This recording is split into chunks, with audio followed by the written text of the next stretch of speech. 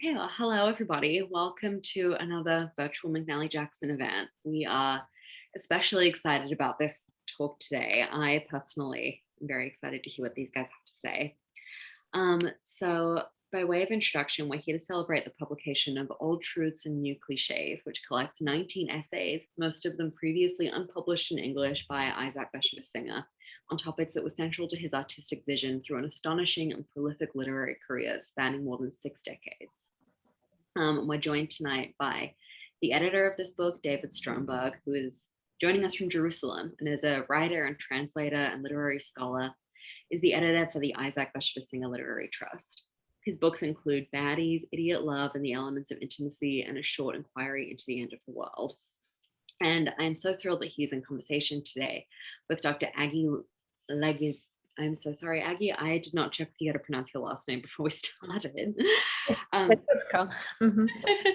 She's a lecturer in Yiddish and the director of the Yiddish-language program at Columbia University. She specializes in modern Yiddish literature, language and culture, women and gender studies, and spirit possession in Judaism. She's the author of historical guidebook, Krakow's Kazimierz, Talent, Partings, and Returns, and her publications have appeared in several journals and essay collections on Yiddish literature and culture.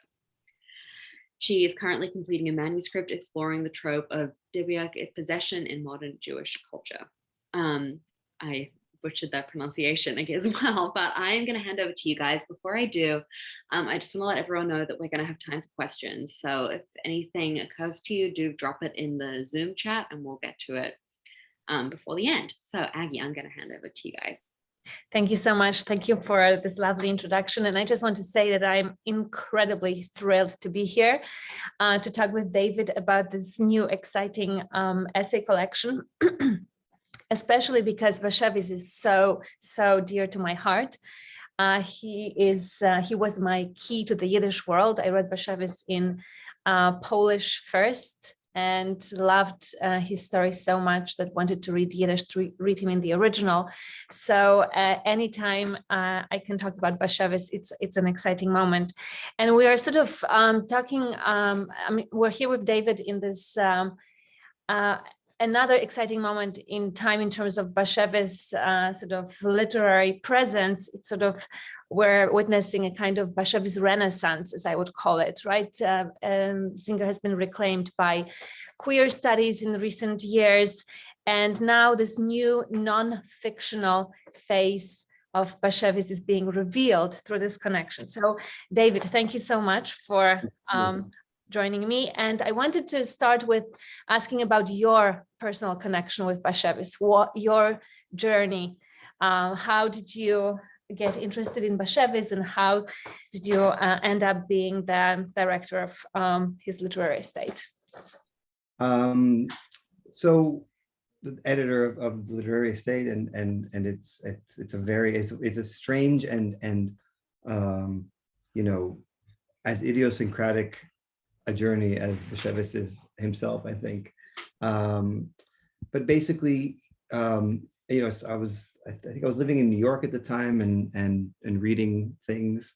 And so somebody, I mean, I'd heard Bashevis's name before, hadn't really read anything. And so I picked up Gimple the Fool, you know, the collection, and I came with it with all of the usual prejudices and confusions of the fully ignorant of Yiddish tales, you know, basically not really knowing if I was reading Bashevis Singer or Shalom Aleichem. And it might sound crazy, but we get queries sometimes to the Literary Trust asking for rights to a Shalom Aleichem story, you know, at which point I have to write to people and say, we'd love to give you the rights, but they're in the public domain and it's a different author, you know. But and of course I didn't find the thing I thought I was going to find, right? I didn't find this kind of old-fashioned author writing about the shtetl, etc. I found something a lot more, at the time for me, still very opaque, I would say, and confusing. It was a world that I didn't necessarily know. I grew up in a ex-Soviet Russian-speaking home in Israel. I grew up in America in pretty rough neighborhoods without any Jews, mostly Spanish speaking, and so I didn't have the cultural Jewish background to understand everything that was happening, but it touched something. And then I started learning also New York City, so you start learning things, and read just more and more and more enemies, Shosha, etc. And then I read The Penitent, Deval Tshuva, and it just really shook something very deep for me.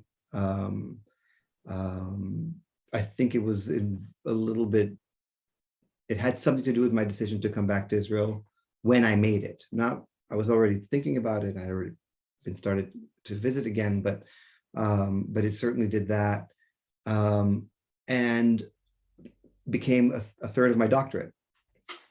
And so it was through that I essentially started getting more deeply engaged with Bashevis Singer, and two things came out of that. Essentially, one was that I was focusing on first-person stories, so I found Job, Eve, which hadn't been translated. I translated it, found Israel Zamir, met him because I realized he was in Israel, so I just took a bus up to the kibbutz, and so that started my connection with the heirs, essentially. First with him, and then in 2014 when he passed away, with his children. And the other half is that at the end of that novel, he talks about an unpublished essay that he wrote in Yiddish during the Holocaust. And I said, well, that's interesting. I wonder what's there. Can I find that? And that little moment, that little question essentially turned into a 10-year project. Wonderful, wonderful. I'm actually fascinated that you mentioned The Penitent, because I just spoke to a person who is running a Yiddish farm in upstate New York, who said that reading about Tshuva, The Penitent, was transformative for him as well. So it's definitely something to look into. So this is how we got into the essays, right, and into the nonfiction. So what was the motivation or inspiration for this particular collection? Was it the sort of product of a tenure of engagement with the Singer archives, or can you tell us more? Yeah, it happened. It all happened in stages. So I was finishing my doctorate. We're talking now about 2012, about 10 years ago, and I wrote a proposal to go to the trust to see to the archive, which is at the Ransom Center in Austin, where you were recently, and I wanted to see what was there. I had no idea. I thought what would happen was that I would end up translating articles from the Forwärts into a collection, and I would have to sort of cross-reference them with what was in the archive. That's kind of what I expect. I had no idea what to expect, really. There's obviously an inventory list, but as someone who's worked with that collection a lot and has not the whole thing memorized, but a lot of it memorized, it's taken me years to actually understand, to read the code. And at that time, I couldn't read the code. So I got there, and once I started pulling anything that was described as an essay, I said, well, geez, it's already translated, right? So I thought I had this huge undertaking, or a particular kind of huge undertaking, which would have taken more time, but would have been simpler on some level, because the choices would have been mine, would have been a different kind of a project. But suddenly I was faced with Bashevis's self-selection of what to translate, all of which was either translated by him or with his heavily engaged revisions on the page itself. So suddenly it presented a different kind of a challenge. Mostly what goes in, what comes out, and to what degree do you maintain the archival version or aspects of the archival version, like things that you can read but that are crossed out, and so those were the main questions that suddenly became the core of the project. Mm-hmm. Mm-hmm. Thank you. So yeah, this was sort of my next question. How did you make a selection? And you said it was partially self-selected, but how did you are there more essays? How did you make decisions of what to include and not? Because some of the essays have already been published, some haven't, some were sort of clearly written as lectures to be sort of delivered orally. And so can you tell us a little bit more about the editorial process as well? Yeah, it was long. It had many stages and many versions. So the first version was just make everything available, right? Create a kind of more of a reference work rather than a sort of literary work, let's say. Make everything available in readable, accessible format to anybody who's interested. The problem was that was a little bit repetitive, okay, and B, it included things with too many different registers. I mean, you've mentioned 2 registers, essays and lectures, but imagine if it also included lists and speeches and acceptance speeches, and you know what I mean. So and my first idea was put it all in, you know. So that everybody can have access. But the more I had readings and with people reading it, etc. I saw that wasn't necessarily going to work. And so then the question became how to create something that would have coherence as a whole. How to create something, like I said, that wouldn't have too much repetition. How to pick works that were more, I could say like there's kind of, this is relatively, what's the word I'm looking for? Random, but I could say there are approximately 3 phases in Bashevis's nonfiction, let's say, okay?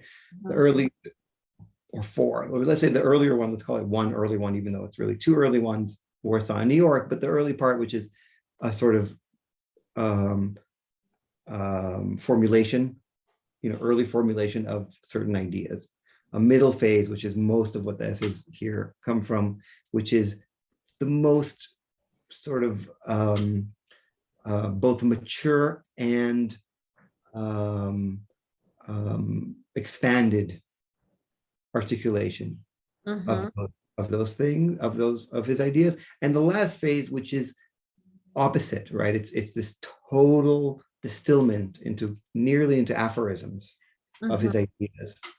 And so it works very well, the last phase, in public, right? And in interviews and in etc. But it doesn't work as a text that you can actually read and parse, etc. And the early ones are interesting, but they don't take into account the later development. So that's sort of how things slowly filtered themselves out. How did you deal with what I was sort of thinking about, this enormous responsibility, right, to posthumously publish works of a Nobel Prize winner?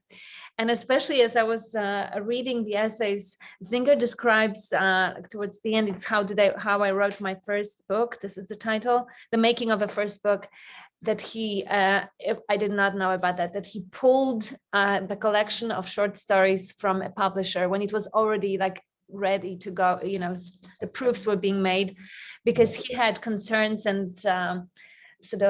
hesitations about the quality of it. And then, so I was wondering, how did you deal with this? So the first thing I did was to include that piece, to make sure that the problematic, no, it's true, to make sure that the problem is out in the open, right?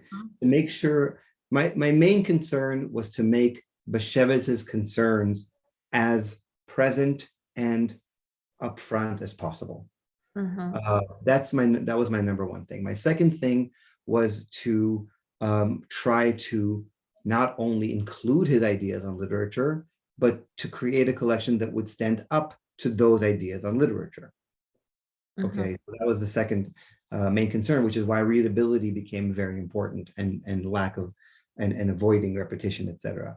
The third concern, and that's something that developed definitely through the process. I would say that this is now, if I was in the archive in 2014 and then working on it again in 2015. I also did an entire other postdoc project / book on Melanie Klein and Plato and Dostoevsky in parallel, right? So it was like Bashevis world, Melanie Klein, Bashevis, Melanie Klein.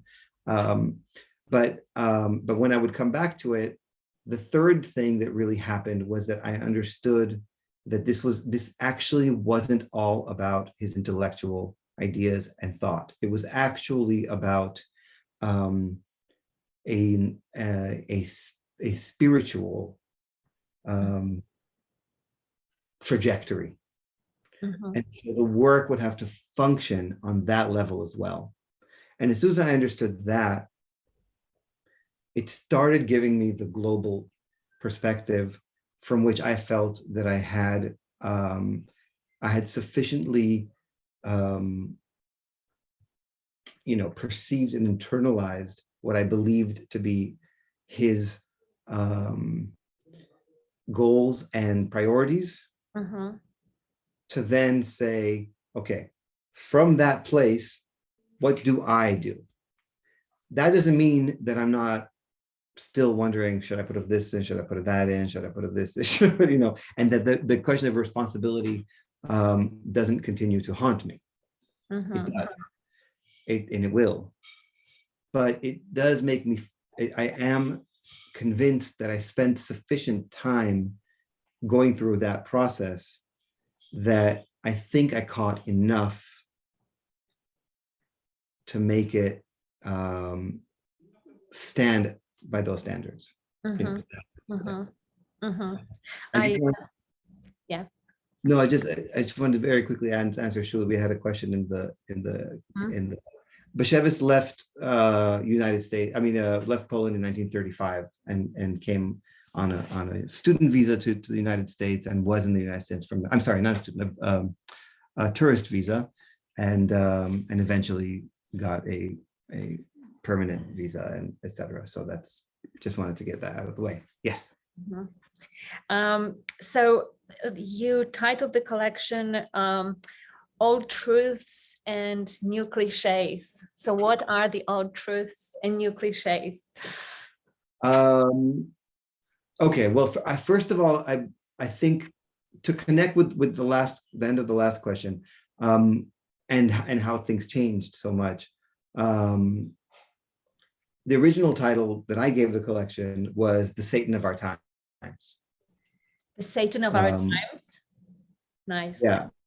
Which is the first piece in the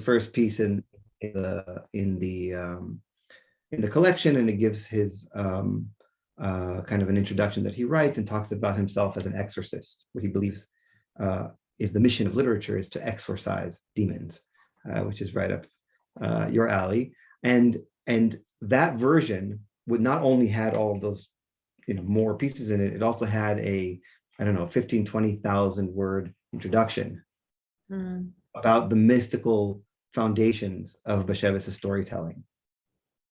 And so ultimately that got rethought. That material went into an article that ended up in proof texts, also about 15,000 words, a very long article called The Exorcist, about his mystical, the Kabbalistic underpinnings, not just the sources, but the Kabbalistic approach that he incorporated into his literary practice. So once that was out, the next obvious title was Old Truths and New Clichés. And the interesting thing about that is that he gave that title to two different essays. And so the original one was something like new artistic truths which are false, etc. Right. So it took him time. He had just the the title New Clichés, and he added Old Truths. And okay, so that I think it's important to say that this phrase developed over a lot of time for him. And then he was able to reapply it backward to other things he'd written. So it's something that took him a long time to formulate, but that related to everything that he'd written for a long time. And I think, at the core, the old truths and the new cliches are that, I'll start at the end. The new cliches are the false originality, I would say. Mm-hmm. Attempt at false originality or false attempt at originality. Forced maybe is a better than false. Forced attempt at originality. Mm-hmm. And the old truths are that ultimately all literature is rooted in the oral tradition. Whether it's Torah or whether it's narrative storytelling, whether it's Aesop's fables, whether it's the Iliad and the Odyssey, that the oral tradition, folklore, lore, right? Lore as teaching, is always going to be the root of literature. Mm-hmm. Wonderful, wonderful. Like we read the same essay, and what I took out of it is that the old truth is that literature is always about a story, not so much about the oral component, but there always has to be a story, and without a story, there is no Exactly. no literature. Because that's the same thing, because the point of the oral tradition is that you had something to tell. Mm-hmm, mm-hmm. It's the same, yeah. Mm-hmm, mm-hmm. It's absolutely the insights that the reader can get into sort of Bashevis's evolution as a writer are absolutely fascinating and eye-opening in the collection here. We have a few minutes left before we open to the floor, so maybe we can hear some the singer himself. Sure. I picked out a couple of little sections here, so I thought maybe we would do one of my favorite essays, and I'll just read really a couple of paragraphs here, but one of my favorite essays is called Literature for Children and Adults. Mm-hmm. And it's about emotions so it's called Literature for Children and Adults. I'll read a couple of little sections. One of the biggest biological enigmas is the great gift or the great burden of emotions that nature has bestowed upon people. No matter how impoverished we might be in all other areas, we are millionaires in emotions. People need not study emotions the way they study languages or sciences. What's more, all the intelligence we have accumulated over the centuries goes to serve these emotions and sometimes to regulate them somewhat, so that in the mad impetus of our emotions, we don't inundate ourselves. In this area, the beggar is as rich as the king. Idiots are often as rich in emotions, and sometimes even more so than geniuses. The human infant emerges from the womb more helpless than any other creature and remains so for a relatively long time. But it begins almost immediately to display fear, rage, and appetite for amusement, and many other emotions that have not been confirmed to date. Intellectual prodigies are rare, but when it comes to feelings, we are all prodigies. It's remarkable how poor language is, particularly in words able to convey emotions. Even the restricted number of such words that do exist, such as joy, anxiety, happiness, satisfaction, peace of mind, unrest, ambition, love, hate, and so on, are so vague, so ambiguous, and unspecific that they are practically meaningless. When we say about people that they are chopping wood, drinking water, eating bread, studying geometry, or that they are letter carriers, tailors, or farmers, we know much more about them than if we were to say that they are pleased, happy, unhappy, in love, astounded, insulted, patient, loyal, proud, cheerful, or sad. We have to use many words, often hundreds or thousands, to describe a state of mind, and this often requires artistic talent. Those who take an interest in literature and its methods know that the greatest masters refrained from calling emotions by name and instead described the circumstances that evoked these emotions in their countless variations. Why aren't there enough words to convey our emotions? How is it that the extensive psychiatric lexicography hasn't created a more precise vocabulary?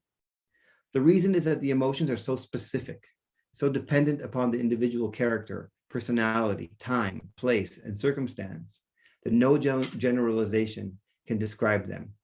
And words are generalizations. Beautiful. Yeah, it's good. He's good. He's really good.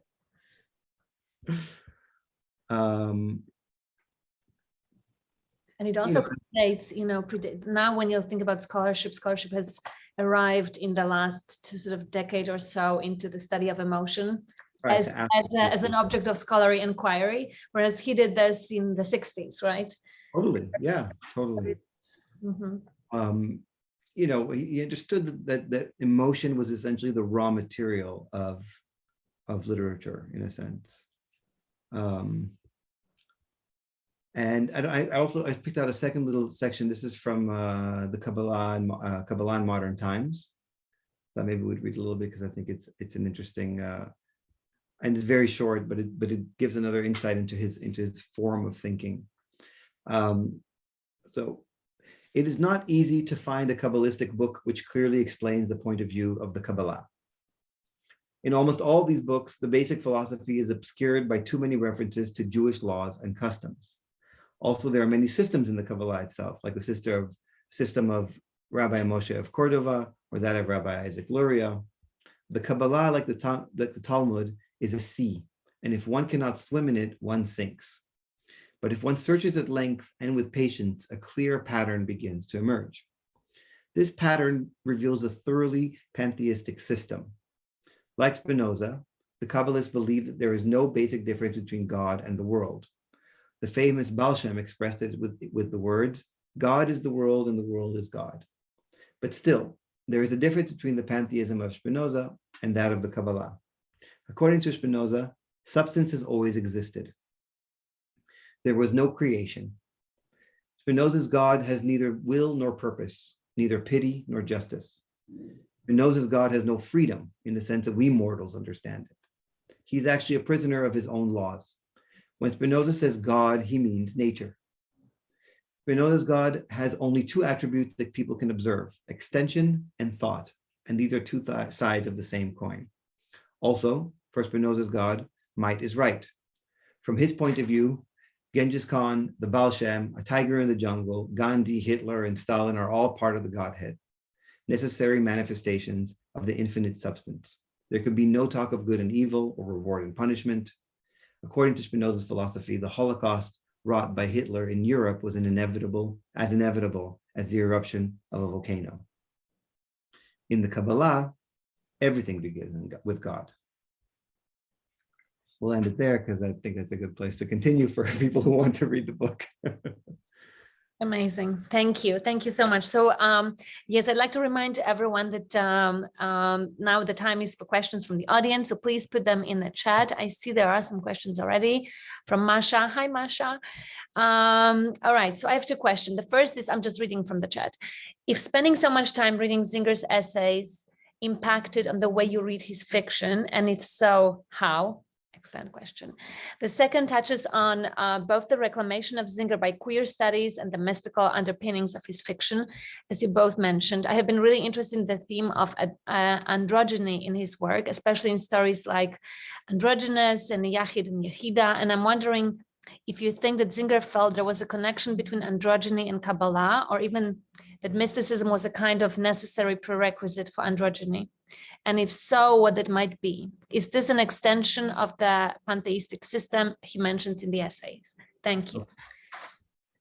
All right. Let's start with the first one.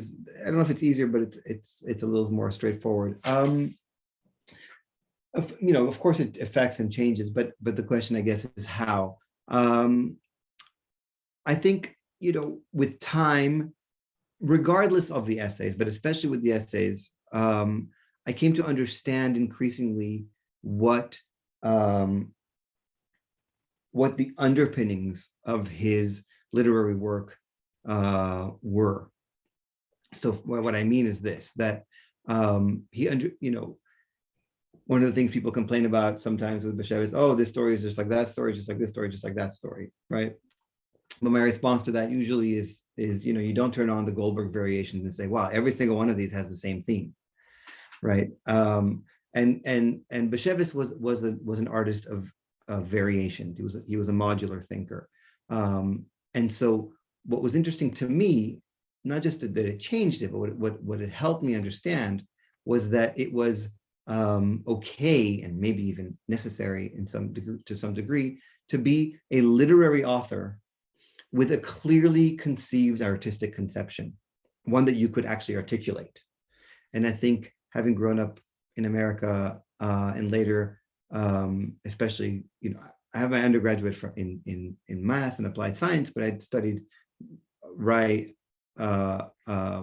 I studied writing on the side, and then I did a master's degree in an arts institution at Cal Arts. And so, in the art world, it was always fine. An artist always had to have an artist statement in the world of visual art. In the literary world, that was not the case as much. And when you went when you did seminars or what do you call it, workshops, you stay quiet and you don't say what's behind what you're trying to do. And here was an author who was saying, hey, I can actually tell you what I'm trying to do and I can do it. And so that's, I think, what the essays gave me in terms of understanding that you could have your own theoretical conception, your own theoretical framework, and also very successfully deploy it. As for the second question, there's 5 questions here, and they're all super interesting and big, and maybe actually I'll let Agi answer some of them, or some aspects of them. I'll start at the end, I guess, and I would say that certainly the essay on Kabbalah talks about the deusexuality or bisexuality of the Godhead. And that is something that was, the feminine and the masculine aspects were very, very strong with Bashevis always. He was interested in both. He was interested in the interplay. He was interested in each one within each other gender. And so, yes, I would definitely say that they're connected. I think what interested him, though, wasn't the connection itself, right? But what happens when all of these connections play out in specific social situations, right? So there's a story, Disguised, where and this is another one of his long-standing interesting themes was agunot, women who are chained wives. Where Aguna goes looking for her husband and essentially finds him living as a woman with another man. And so it's not just the connections, but also, well, if we have all these connections and this is all happening inside our human souls, what happens in society? Yeah. Over to you, Agi. I think you answered the question already, but I would just add that what the essays reveal is, you sort of get it from reading his stories, how important Kabbalah and Kabbalistic thinking is in his art and his works. But it sort of clarifies it, especially the essay you read a passage from. So if you're interested in sort of exploring the connection between androgyny and Kabbalah in his writings, definitely get the book and read the essay, because I was thinking about it. This is a very good introduction to Kabbalah, one might say, right? To anyone who wants to explore it a little more. And I would say, sort of just to add to what David was saying, that what I love about Bashevis is that he is always interested, and he says this in the essays too, that he's always interested in the individual human being he has this genuine curiosity to sort of know, like to know more about the person, and he looks at the human being with compassion, unlike some other Yiddish writers who will be sort of mocking or, you know, a little sarcastic, or he has this genuine compassion. So I'm sort of picking up on the you know, androgynous and Yachid and Yechida, and the other stories disguised to Yentl. And there is one more that I'm missing now, Reitel, Zeitel and Rickel, about the lesbian couple in a shtetl. He is, again, sort of, this is, I would say, proof of his genius. He is exploring these themes in the 60s. So it is before the second wave of feminism, before sort of, you know, interest in queer studies even sort of enters the stage. And he looks into, sort of explores it both from the Kabbalistic perspective, but also from the halachic perspective, right? Because the Jewish halacha has been always concerned with questions of gender. There are, but from the legal point of view, right? Not sort of the social or cultural identity, but more of what laws to apply to whom, right? So if there is a man who was born a man, but now he's a woman, does he still have to pray 3 times a day and put on tefillin, right? So it's, yeah. Yeah, This answered yes, but this is what I would say is, and he writes that he emphasizes this in the essays, that that literature cannot be about masses, it cannot be about generalizations, it is about the individual and their circumstances. If you have some more questions, please put them in the chat. And as we're waiting for some more questions to come, I wanted to ask about what's next. What's the next project of? Okay, so I think it was somewhere announced in the trade magazines. So I feel like I can talk about it a little bit, but it's a project. It's a project in process. It's called Yiddish and Yiddishkeit, and and it's cultural criticism. So these are translations from the Favot's articles. Mostly taken focused on articles on Yiddish language and culture, and Jewish life, you know, including religion, customs, traditions, etc. There's a lot of those, and it'll be a selection of those in new translation. So this kind of combines the original idea for a nonfiction collection with a specific focus on Yiddish and Jewish life, and it'll be published by the Yiddish Book Center, and so that's a long-term project that may come out in a couple of volumes. That's still in the works.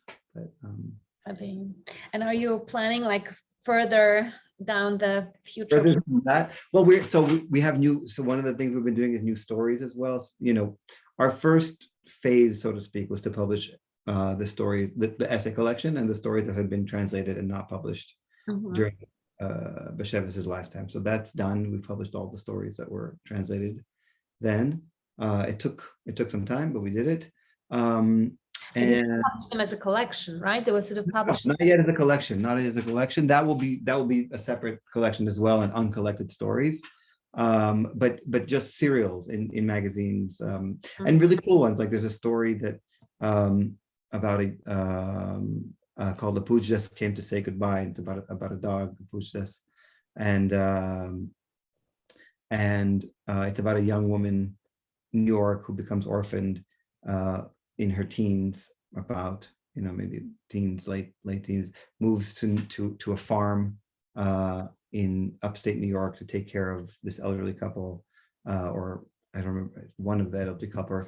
They pass away. They give her the farm, and she turns it into a refuge for animals. It's just like a really nice, sweet story, and it was published in Alma magazine, you know, which is like a perfect place. So things like that, where you say to yourself, like, "Whoa, you know, when was that going to happen?" That's been exciting, and new stories. So we had a story called The Condemned in Conjunctions, very odd story about it's about an execution, okay, about a hanging taking place in 19th century Poland of a Polish peasant. There's no Jews in the story. The Jews appear in the beginning of the story, in which just as a mention that because there was every time there was a hanging, they closed up their shops because they knew that if things got crazy, it would get to them. Then the condemned man, der Gehangener, opens a speech in which he basically opens up the entire town's hypocrisy in front of everybody. There was a riot, and the last line is, "Let's go to the shul street." Mm. So the whole story is about how a pogrom starts, Mm.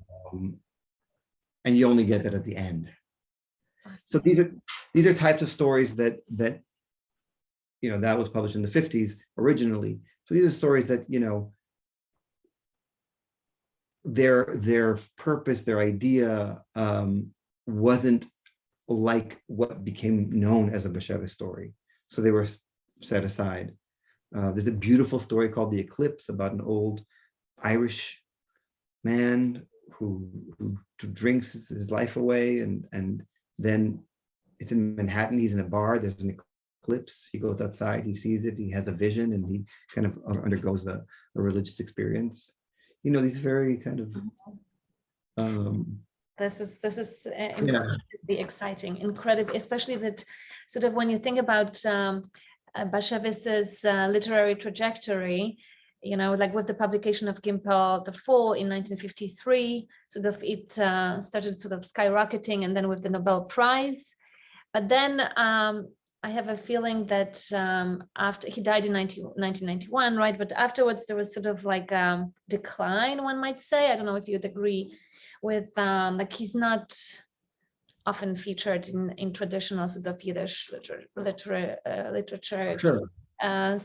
Classes because of his politics, because of his sort of complex relationship with the Yiddish literary milieu, and which I always found sort of troubling. But because when you read the essays, this is another thing, he really positions himself alongside world literature giants, right? Dostoevsky, Tolstoy, right?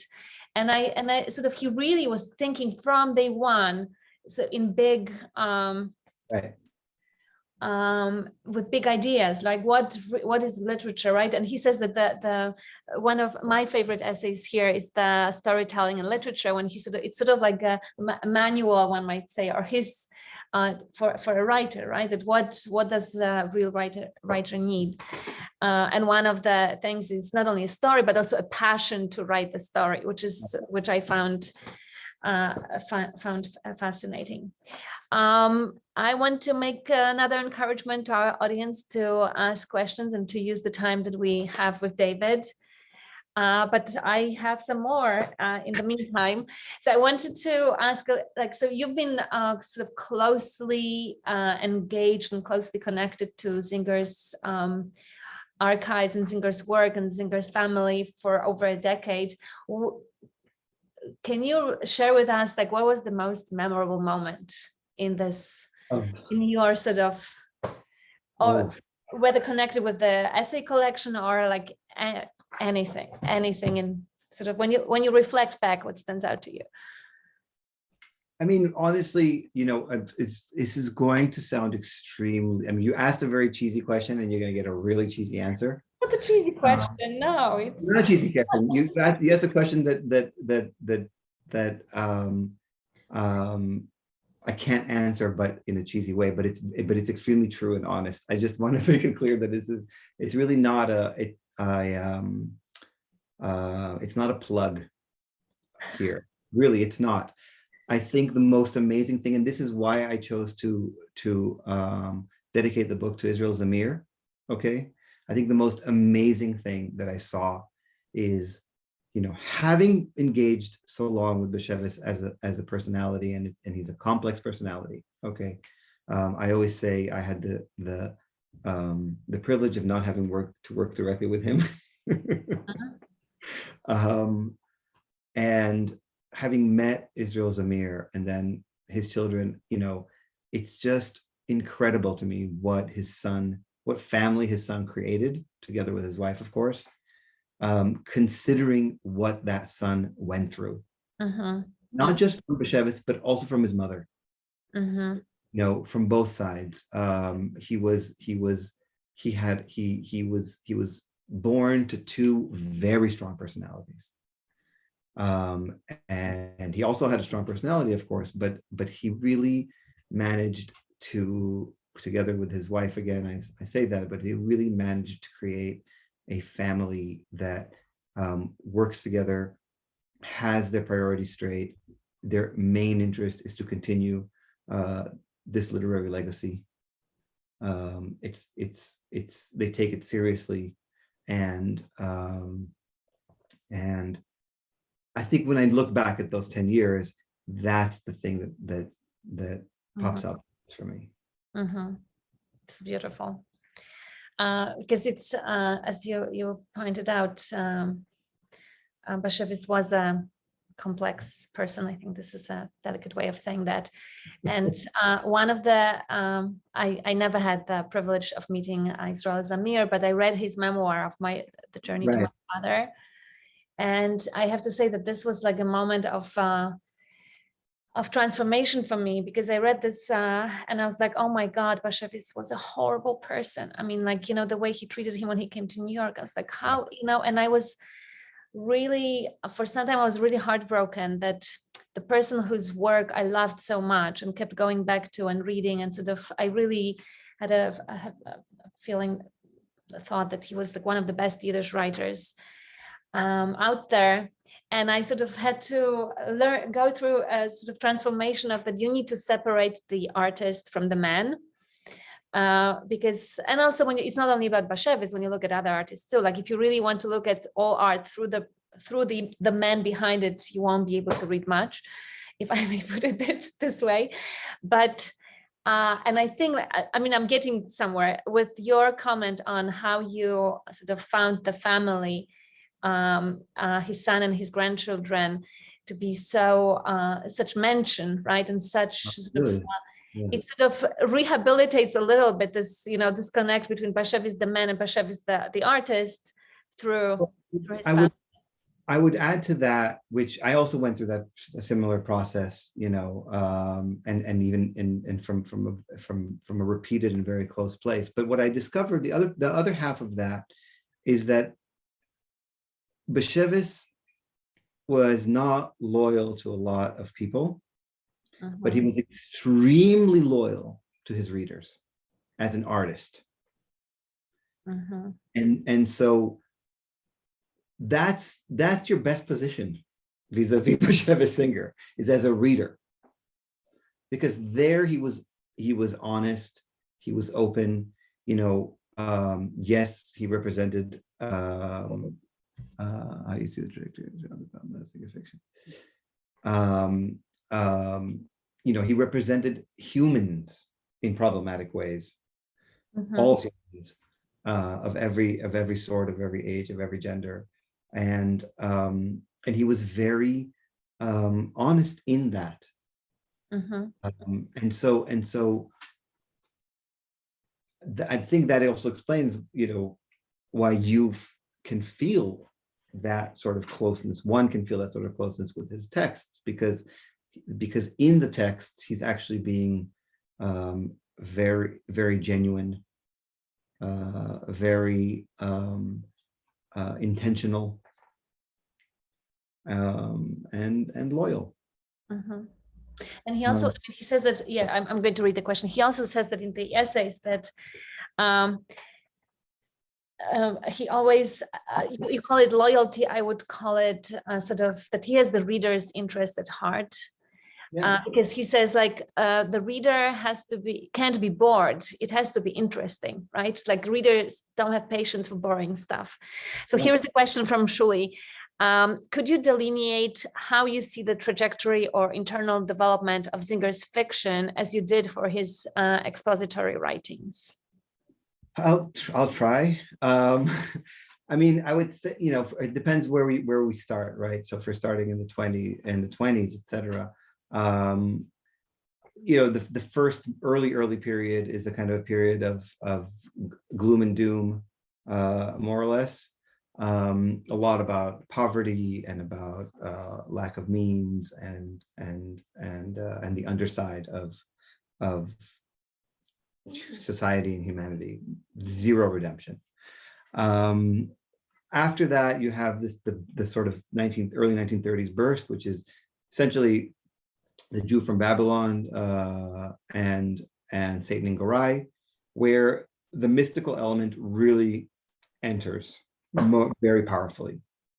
But he was getting towards something, right? But that exactly goes back in a way to your other questions, what happened to him during the war, which is then he moves to the United States, and that creates several problems, because when he sat in Warsaw and wrote about Bilgarai, he knew that his readers knew where the villages were, more or less. Okay, he was writing to readers who knew the landscape, who knew the geography, who were part of the land. He was writing to Polish Jews in Yiddish in Poland. You get to New York and that's gone, right? And it takes him about a year and a half or two to discover that even in the Yiddish language, nobody knows what he's talking about. Right? He's writing in Yiddish, but the Yiddish readers in America are American Yiddish readers. They're not Polish Yiddish readers. And so that creates a considerable challenge, which my research sort of closes the gap between that and the next step, in that he spent about 5 years translating American popular magazines into Yiddish in a little digest column called "It's Good to Know," which is "Gut zu wissen."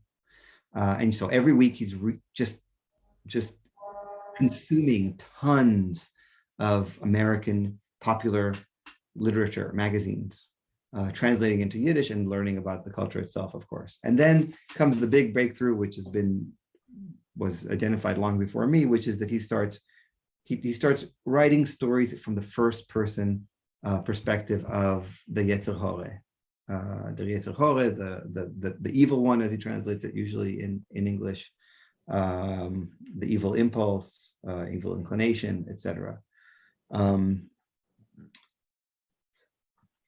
Then there's a period where he starts writing these massive novels, okay, because he's writing in Yiddish. He doesn't have an English language audience. And so you can do that. You can write, he wrote 4 very, very, very long novels.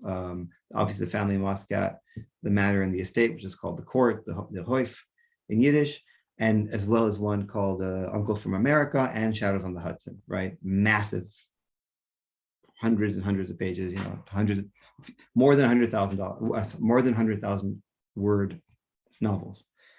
But then he gets published in English in the late 1950s, while he's still writing Shadows on the Hudson, and he starts realizing that he needs to work within the American sort of publishing model. And everything shifts to short stories and short novels at that point. That's when we get The Magician of Lublin, we get The Slave, etc. And we don't get another long novel. That's how I would delineate it, more or less. There's more development after that, but those are the major shifts in his career. That was, yeah. It was good. No. Yeah, and he stood out by the fact that he realized very quickly that he needs to translate in order to development, unlike other. Yeah, and that was a story that was learned the hard way. I just will say that's I would add that was learned the hard way. It was learned by the fact that when The Family Moscat was translated, he was forced to give 20% of his royalties to the translator ahead of time, because he revised it himself so extensively. he was charged for retyping the manuscript. Knopf charged him to retype the manuscript, and he basically said, "Over my dead body, that's going to happen again." Oh, I didn't know that. We're almost running out of time, so I want to ask the final question. In the acknowledgement, you acknowledge your own family, and I want to ask about the name of the even littler Alma Zissel. Is this singer connected or inspired, or is it a total coincidence? It's a coincidence. It's my wife's grandfather's name was Zissel. I mean, my wife's grandfather's name, his Jewish name, I guess you could say, was his Hebrew name was Zissel Nachum,